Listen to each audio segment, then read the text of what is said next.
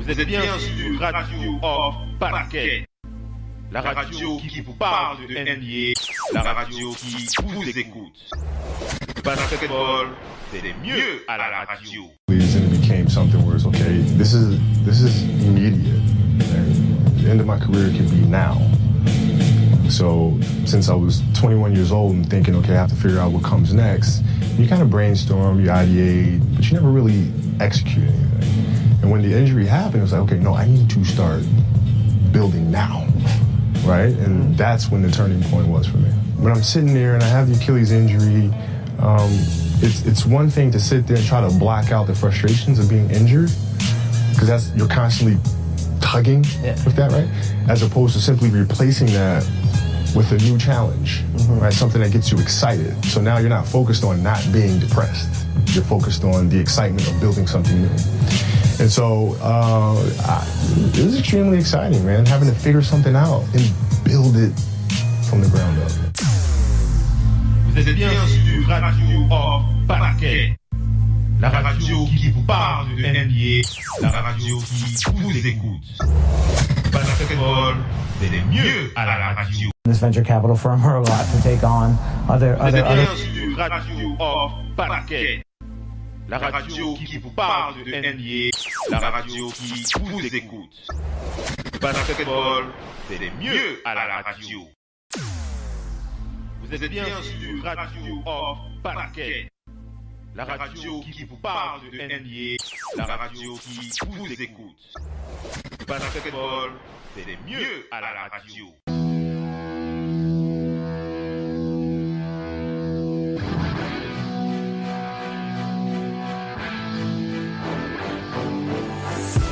First two shots. Pau Gasol on the block. That two. And the Bulls have turned it. They won. Again at a six. Here's Aldridge.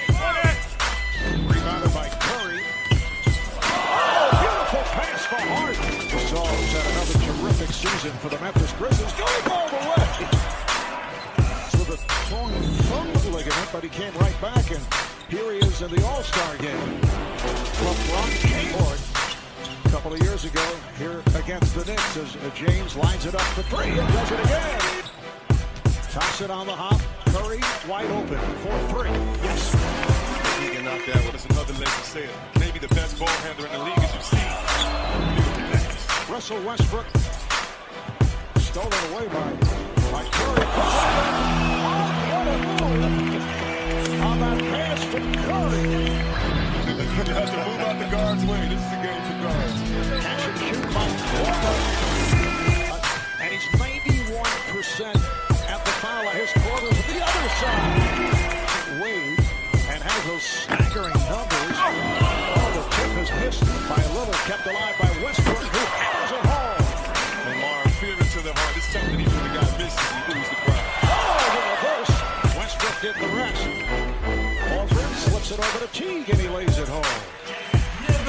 Bienvenue la famille, bienvenue à toute la famille du basketball. Merci d'être connectés sur votre talk show préféré, sur la radio numéro 1, sur le digital en ce qui concerne la NBA, Radio Hall of Fame Basket et en direct live sur le parquet, comme on le fait d'habitude 3 fois par semaine, le mardi, le jeudi et le dimanche à partir de 23h heure de Paris. C'est comme ça que ça se passe sur le parquet.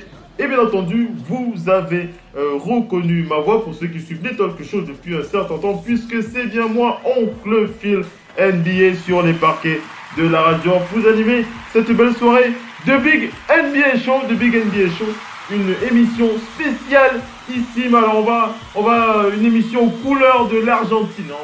On va habiller l'émission ce soir aux couleurs de l'Argentine, puisqu'on va beaucoup parler de El Manu Ginobili, qui a donc annoncé sa retraite il y a encore quelques heures sur les réseaux. Donc vraiment c'est une émission très très importante pour vous. Si vous êtes très très jeune joueur de basket, vous n'avez pas connu l'époque faste, l'époque l'époque face avec cette équipe des Spurs qui gagnait dans toute sa splendeur avec l'Argentin Manu Ginobili. C'est le moment de rester connecté avec nous. C'est le moment de suivre vraiment ce talk show puisqu'on va revenir sur sa carrière. On va faire le point sur le dossier Manu Ginobili. Il y a beaucoup de jeunes qui ne savent pas de qui on parle.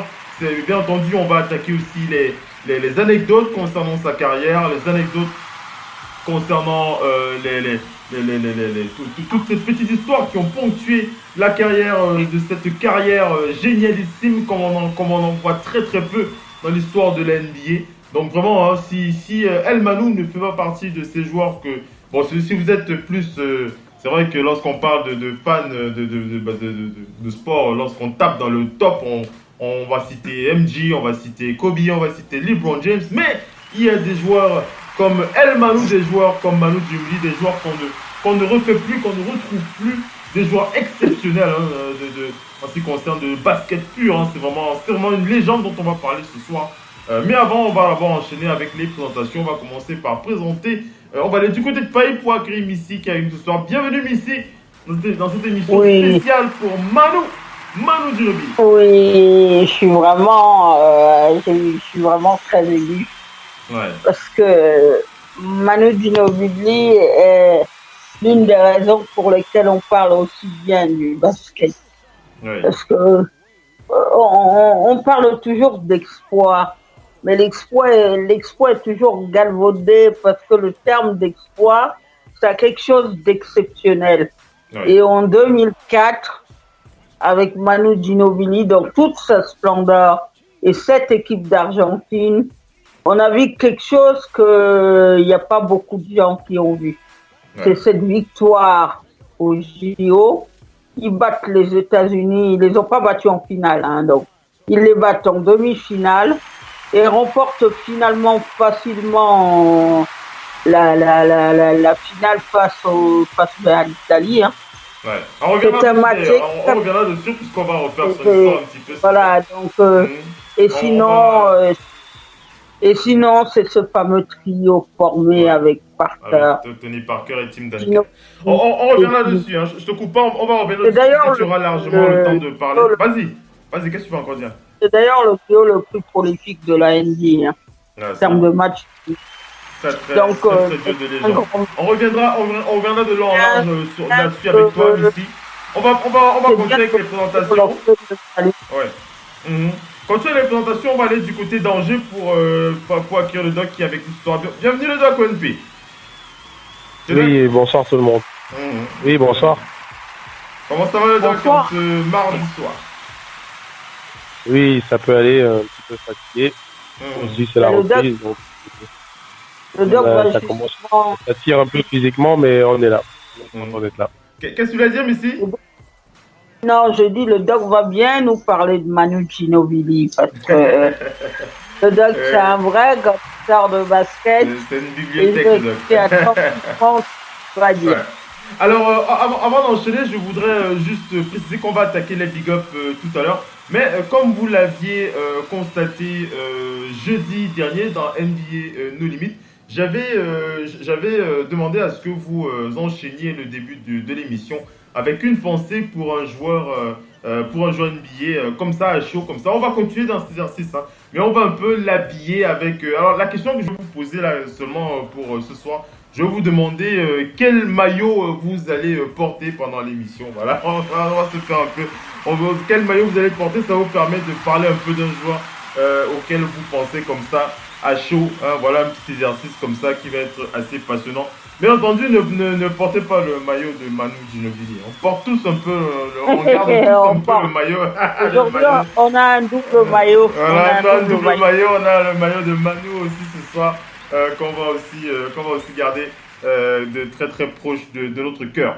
Voilà, donc on va enchaîner avec la première partie des big up. Et après, on attaque avec le dossier Manu Ginobili. On refait un peu l'histoire de l'Argentin, de ce génial Argentin.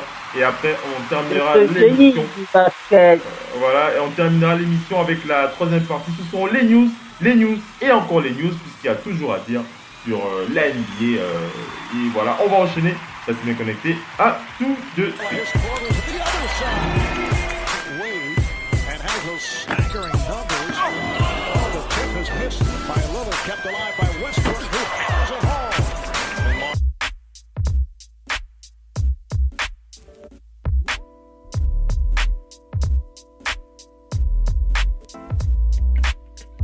Radio, off, basket, la radio numéro 1 pour tous les fans de basket francophone à travers le monde. Participez en direct avec votre compte Skype. Pour cela, contactez le compte Skype Radio, off, en un seul mot. Réagissez sur Twitter avec le hashtag Radio, off, basket. Saisissez votre commentaire sur notre page Facebook. Contactez-nous par mail à l'adresse info@radiooff.net. Envoyez-nous un SMS au numéro de téléphone 0044 740 570 45 65. Une seule adresse internet www.radiooff.net.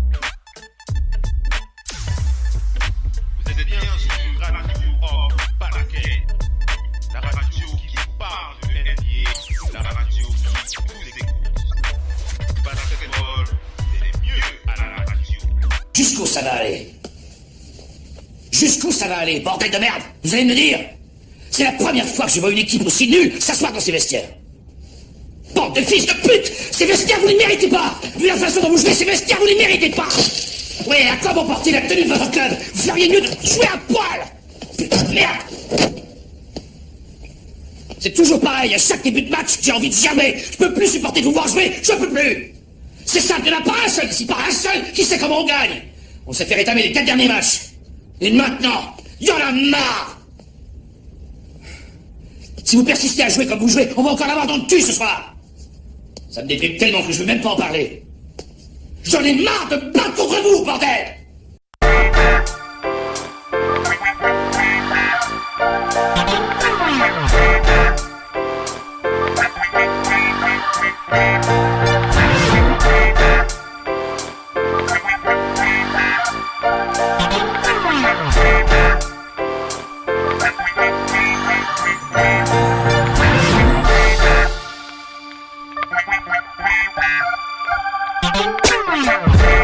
Allez les amis, on enchaîne avec la suite de ce talk show de Big NBA Show aux couleurs de l'Argentine, spécial Manu Ginobili. Et donc à présent, on va commencer par présenter les maillots qu'on va porter ce soir. On va commencer par aller du côté d'Angers pour interroger le doc. Le doc. Oui. Alors, le doc, tu portes le maillot de quel joueur ce soir? À qui tu penses fort? À chaud. Un show comme ça, à Tony Parker, par exemple. Ouais, oui. Eh oui, ça c'est un bon choix. Donc le numéro 9. Le numéro 9 de Tipeee. Vas-y, le doc, dis-nous.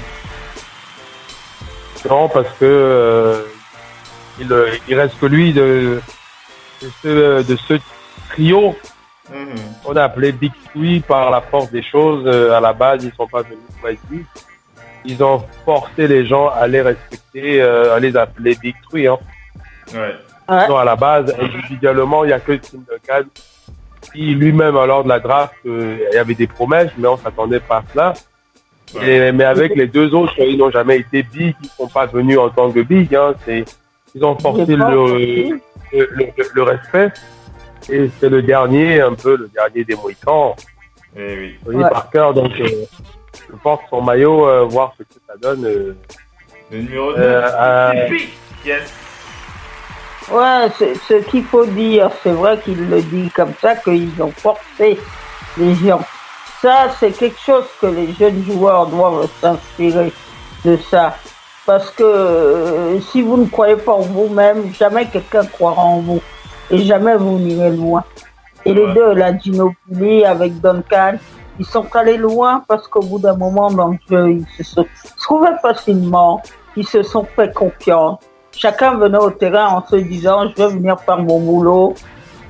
Lui, il est derrière moi, il fera son boulot. Manu est derrière moi, il fera son boulot. Comme disent les Américains, have your back. Quand vous avez l'arrière de quelqu'un, vous êtes un peu Et vous plus le en rend bien. confiance. Mhm. Et Alors, toi- sur Parker, juste une chose pour dire Vas-y, sur vas-y, Parker. vas-y. Tout le monde est dubitatif quant au fait qu'il réussira en NBA. Et dans tout ce qu'on parle là, il faut quand même saluer le génie de quelqu'un qui s'appelle Greg Popovich. Ouais. Ça, c'est quelque chose qui est improbable. Mais lui, quand il vient, il dit à Manu Ginobili, tu vas pas forcément occuper un poste de titulaire. Mais je te laisserai du temps. Voilà. Et je te donne l'occasion de faire absolument tout sur un terrain. C'est clair. Alors, Pour ma part, Missy, vu que tu as le ballon, vas-y, enchaîne. Vas-y sur ton maillot. Alors, pour mon maillot, je suis nostalgique des Celtics toujours. Ouais. Et je choisis Larry. Larry Bird. Ouais, le numéro 33. Numéro 33. Numéro 33. Je choisis Larry. Il y a une raison dans Larry. Larry a vraiment été quelqu'un qui a permis de dire que le basket, c'est pas la surpuissance. Le basket, c'est l'intelligence de jeu.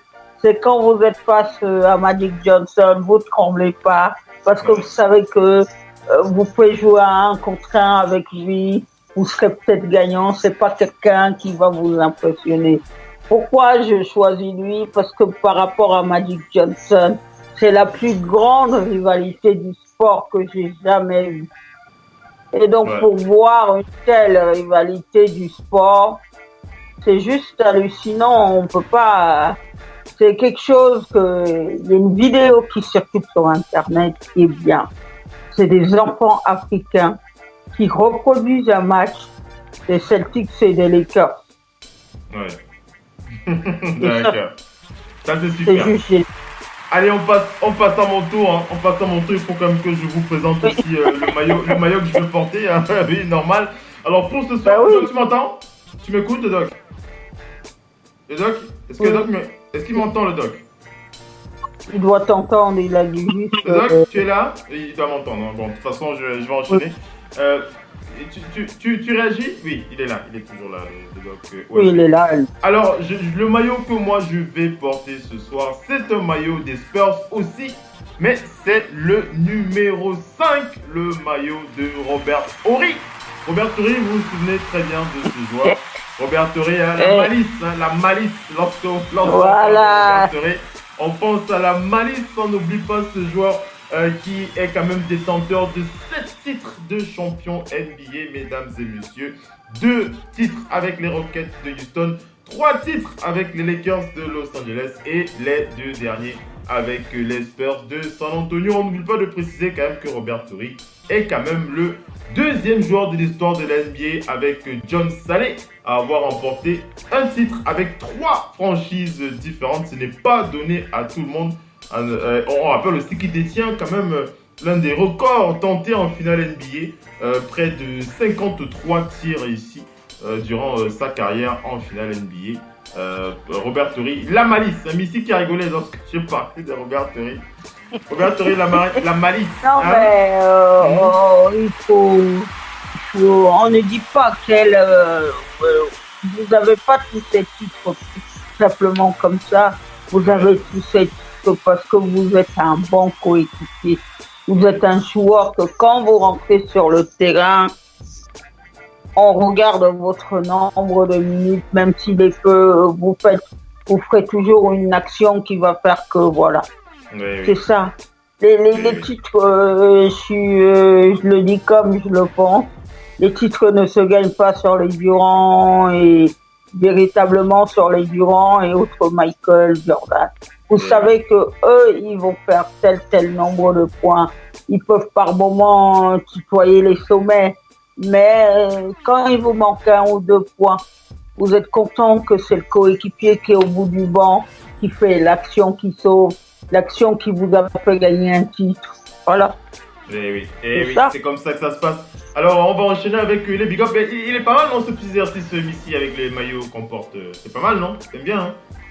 Oui, c'est bien? C'est bien. C'est pas mal. C'est pas mal.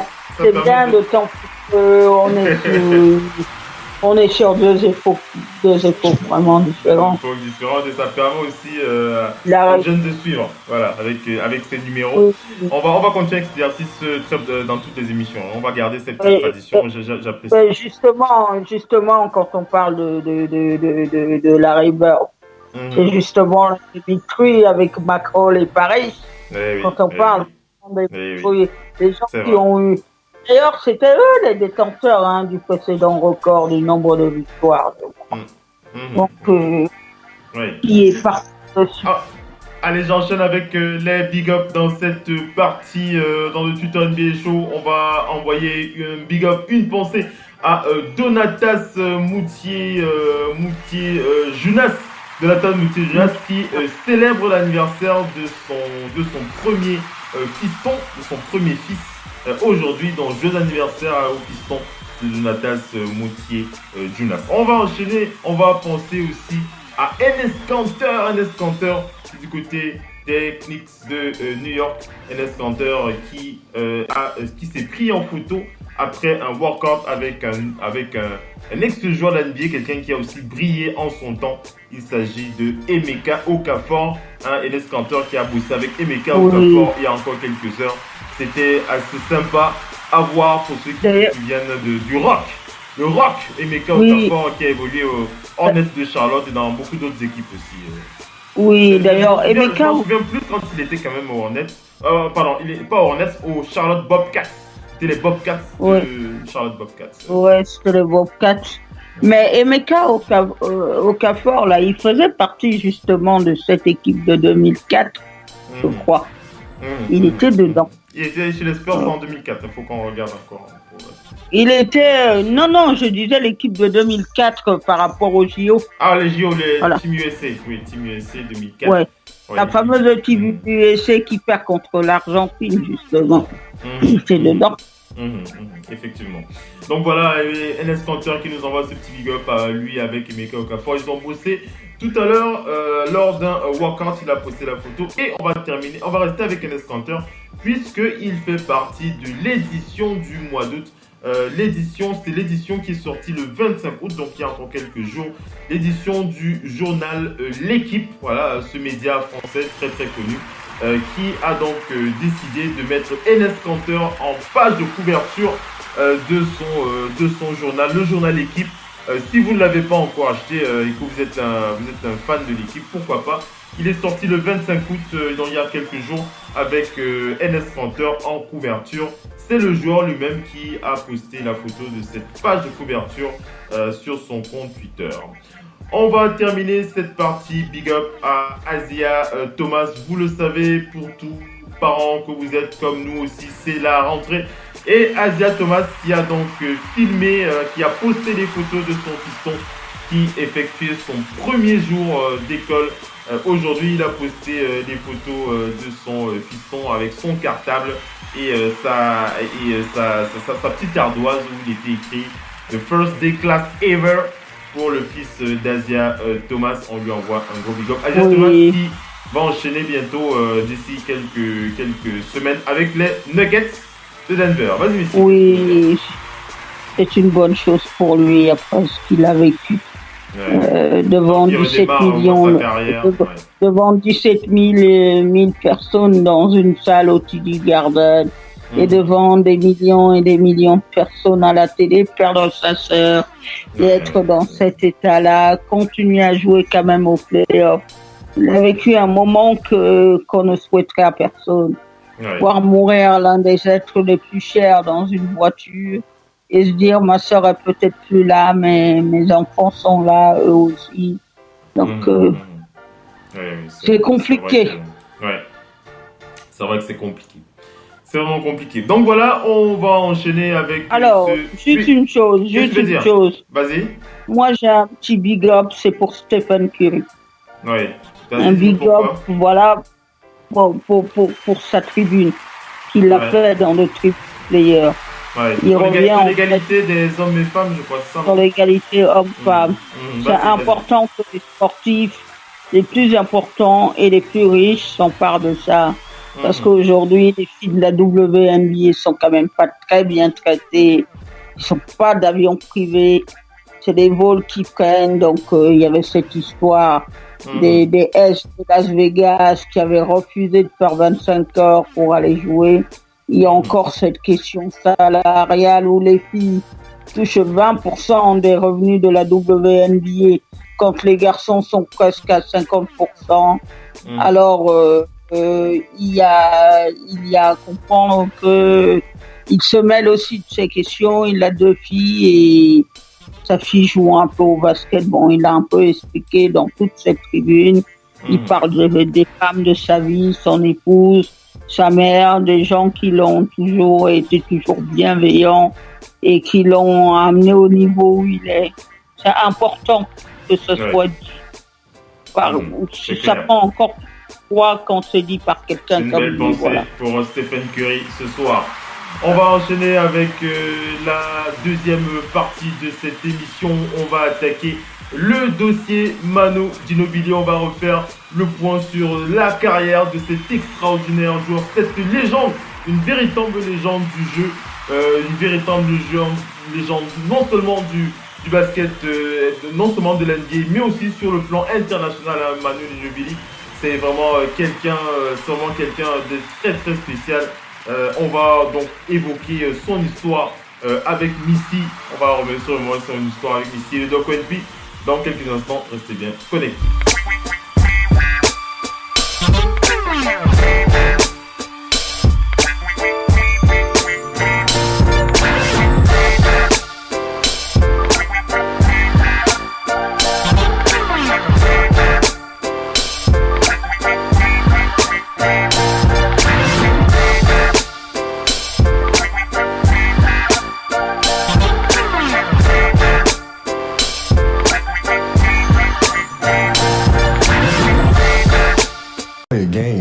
Train, you see immediate results, right? You see that right there. You know, I worked on pull-up jump shot going left. I can see the results that night, right? And the business world is different. You know, you have to have the patience. You have to find beauty in the process of building something and find beauty in the journey and understand that the end result is not really the most beautiful part of it. And so it's having that patience.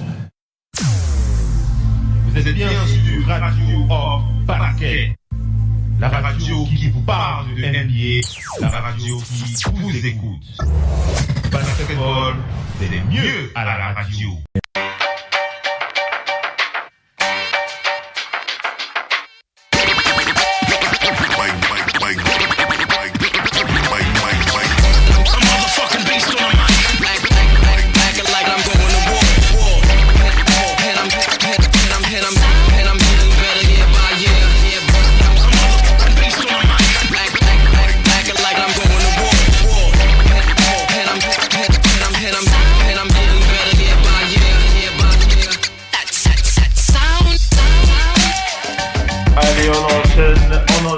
Les amis, avec la suite de ce talk show, on rouvre le dossier El Manu Ginobili, la légende Manu Ginobili qui rentre définitivement dans la légende après avoir il a annoncé donc qu'il prend définitivement sa retraite.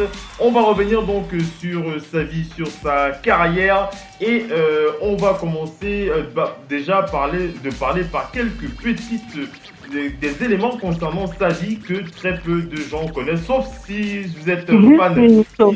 Je termine, sauf si vous êtes un fan irréductible de la famille Ginobili, vous ne serez pas surpris. Qu'est-ce que tu veux dire, Messi? Non, je voulais juste, je te laisse terminer après. Je vais lire un petit message. Oui, il n'y a pas de souci. De toute façon, un message de joueur, c'est ça? Un message de joueur? Non, un message d'un coach. D'accord. Ancien coéquipier. On va garder ça dans la partie des hommages, hein, puisqu'il y a la partie hommage. Je vais te laisser t'exprimer, il n'y a pas de souci. Non, je disais ça parce que je voulais commencer pour ça. Pour que bon, vas-y,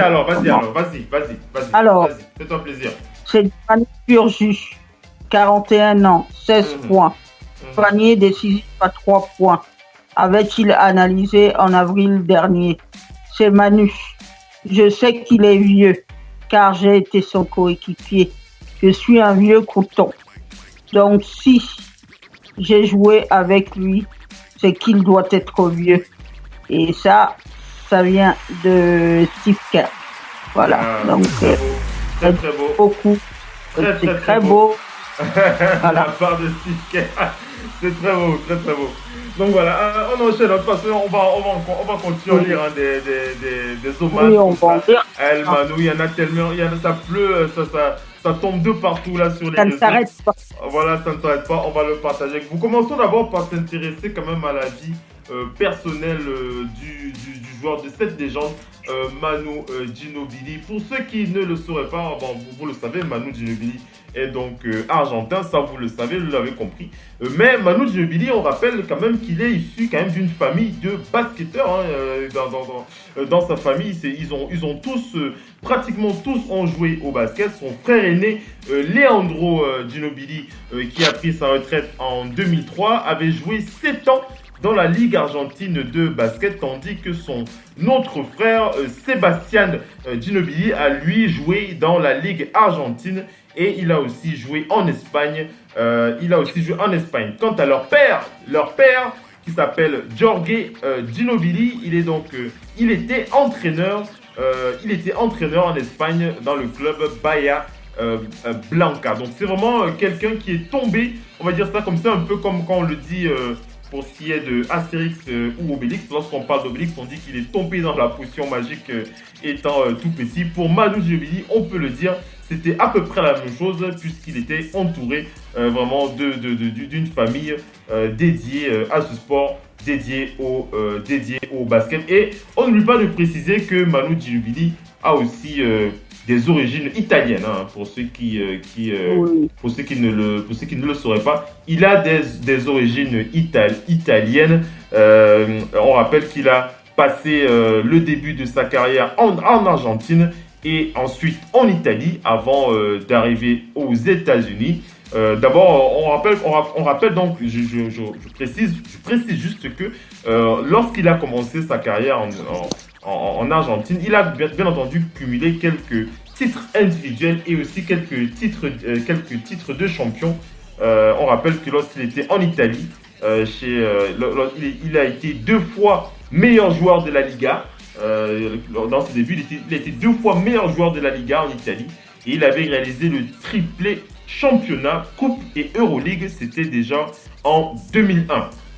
On rappelle qu'il a été sélectionné très bas. Il a été sélectionné très bas par les Spurs de San Antonio à la 57e position de la draft, de cette draft de 99. Voilà. Et on rappelle encore que cette draft à la 57e position est considérée comme l'un des plus, si ce n'est le plus bel, le plus bel exploit, on va dire ça comme ça, en termes de sélection à la draft dans l'histoire de la NBA, par les Spurs de San Antonio. J'enchaîne et après tu vas prendre. Hein, je termine et après tu vas prendre la suite. Je termine pour préciser que suite à ce choix, Ginóbili n'a pas rejoint les Spurs tout de suite. Il est d'abord allé en Italie et il n'a rejoint les Spurs qu'en 2002. Donc voilà, hein, et on rappelle que par la suite, il est devenu bien entendu ce joueur clé de cette équipe des Spurs avec ces 4 titres remportés 2005, 2011, 2008. Et j'en passe. Donc voilà, on va continuer à parler de ce genre, mais je sens que Missy voulait dire quelque chose. Vas-y Missy, vas-y. Non, ce que je voulais dire, c'est que les Spurs, quand ils vous sélectionnent, ils peuvent vous sélectionner très loin. Mais ce qu'ils font chez vous, c'est qu'ils vous mettent dans un moule.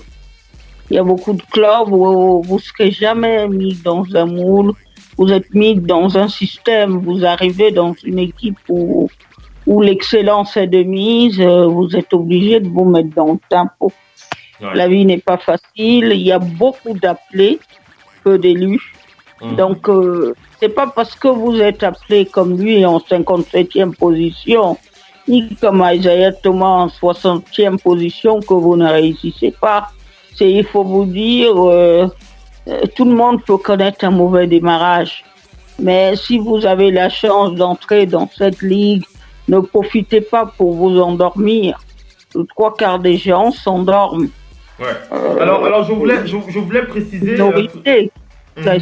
Je voulais préciser quand même que pour cette draft de 99, alors il a été sélectionné à la 57e position, comme je l'ai dit tout à l'heure. Et si on fait un peu le classement des joueurs européens qui avaient été draftés cette même année, on peut dire, et on peut le dire, c'est le seul qui est quand même sorti du lot, on va dire ça comme ça, avec la carrière que l'on connaît, les 4 titres qu'il a engrangés avec les Spurs. Ça, on parle uniquement de la partie NBA. On n'a pas encore abordé la partie internationale avec Missy, ce sera tout à l'heure. Je voulais surtout parler de ces joueurs européens qui avaient été sélectionnés la même année que lui, à la même année, pardon. Il y avait Bruno Sundov qui avait été sélectionné à la 35e position par les Mavericks de Dallas. Il avait été sélectionné alors qu'il avait 18 ans. Il avait aussi joué en équipe nationale de Croatie, mais il est décédé. Je pense qu'il est décédé maintenant. Enfin, je pense qu'il est décédé, Bruno Sundov.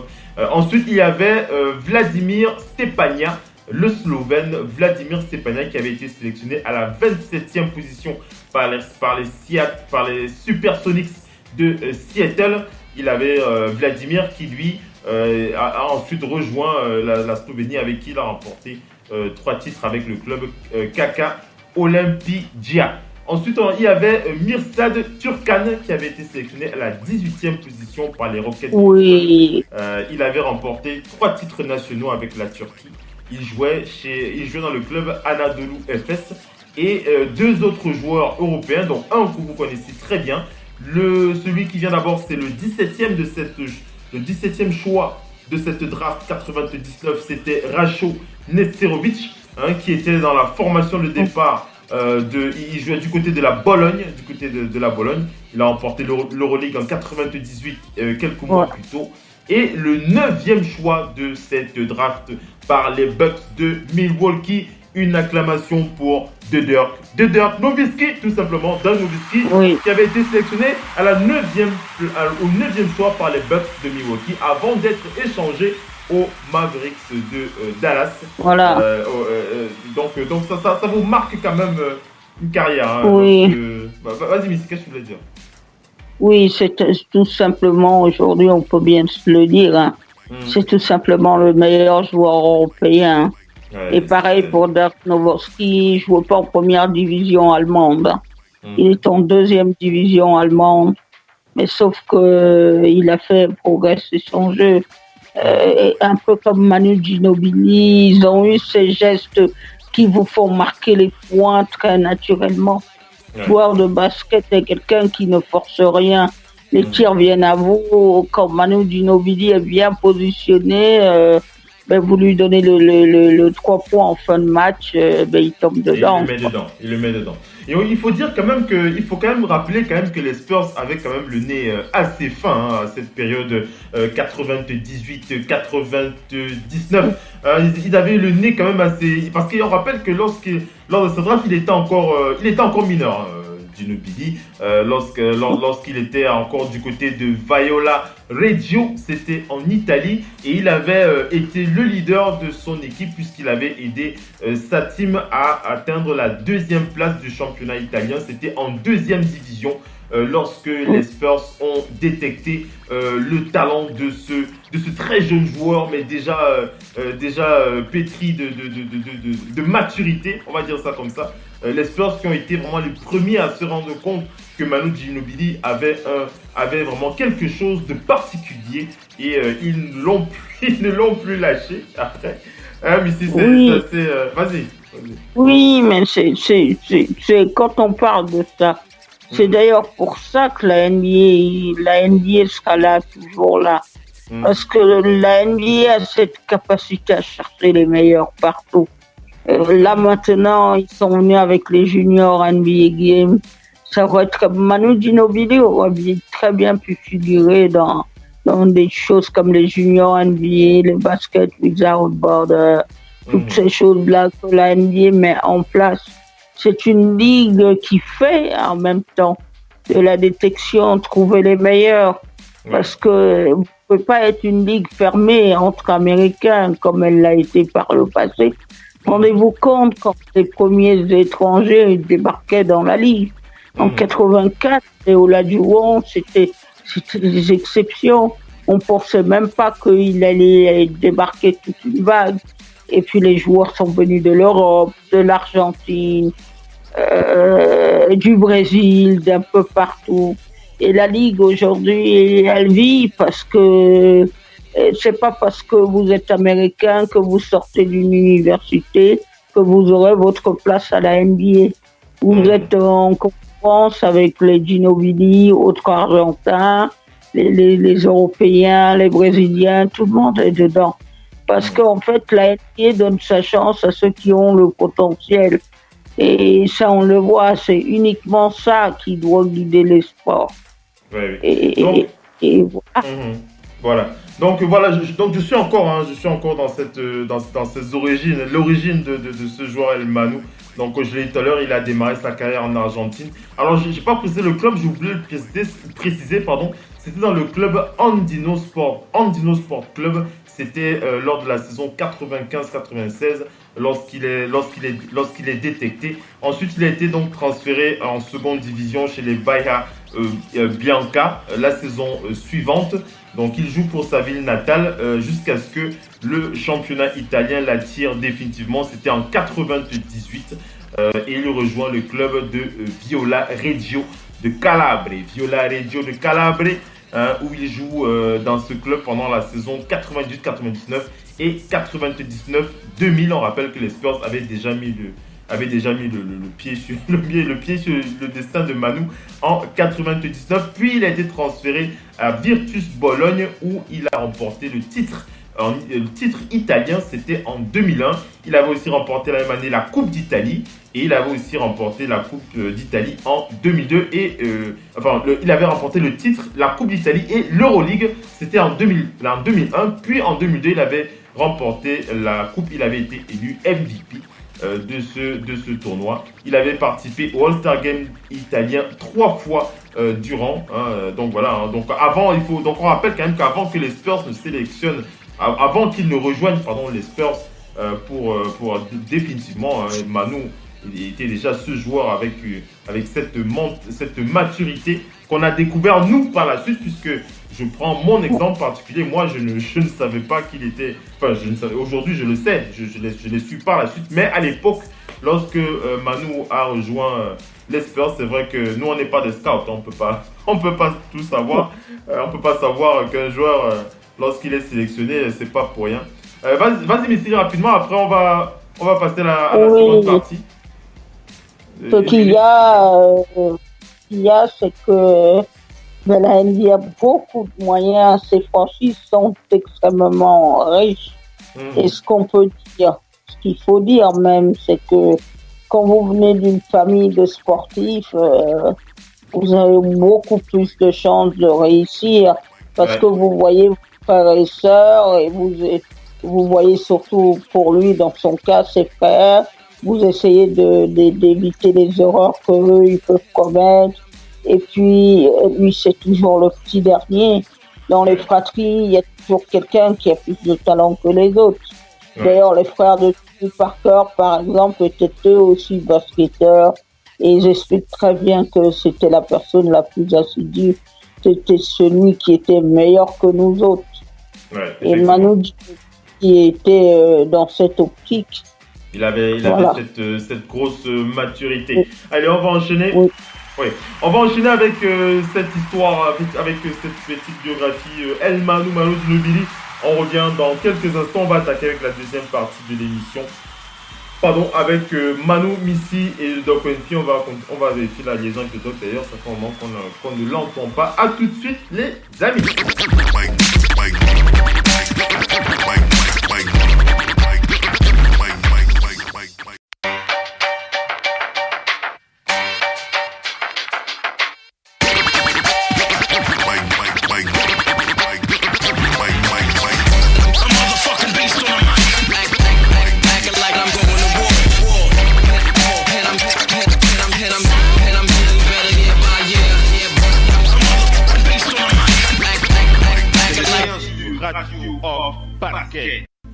la radio qui vous parle de NBA, la radio qui vous écoute.